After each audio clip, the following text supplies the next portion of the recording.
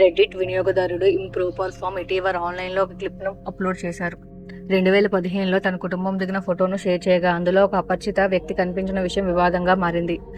ఈ ఫోటో వాషింగ్టన్లోని విబ్డీ ఐలాండ్లోని వారి తాతగారి ఇంటి వద్ద తీసినదిగా తెలిపారు. ఆ సమయంలో అక్కడ కేవలం 3 మాత్రమే ఉన్నారని చెప్పారు. కెమెరా వెనుక అమ్మమ్మ, అతని అత్త మరియు ఆ చిన్న పిల్లవాడు. ఆ ఫోటోను తర్వాత పరిశీలించగా అందులో ఒక మసక బొమ్మ వంటి ఆకృతి అస్తిత్వం గుర్తించారు.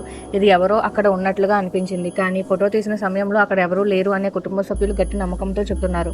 ఇది సోషల్ మీడియాలో పెద్ద చర్చకు దారితీసింది. కొందరు దీన్ని ఆ ప్రాంతానికి చెందిన ఆదివాసీ ఆత్మగా భావిస్తున్నారు, ఎందుకంటే ఆ దేవి ఆదివాసీ సమాధులుగా చరిత్రలో గుర్తించబడింది. కొందరైతే ఆ బొమ్మలో చరిత్ర శైలిలోని దుస్తులు కూడా కనిపిస్తున్నాయని పేర్కొన్నారు. దీనివల్ల ఇది ఒక భూతపు ఆకృతి అనే నమ్మకానికి బలం చేకూరుతుంది.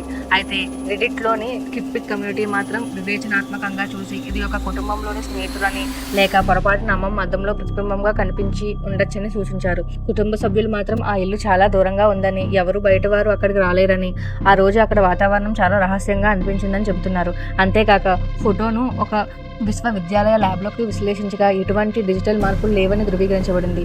ఎటువైపు నమ్మినా ఆ బిందువులో కనిపించిన ఆ తెలియని మహిళ ఎవరో ఇంకా తెలియరాని రహస్యంగా మిగిలిపోతుంది. నిజం మరియు రహస్యాల మధ్య సరిహద్దులను అంచనా వేస్తూ మరొక ఆసక్తికరమైన ఫోటోగా నిలిచింది. Thank you.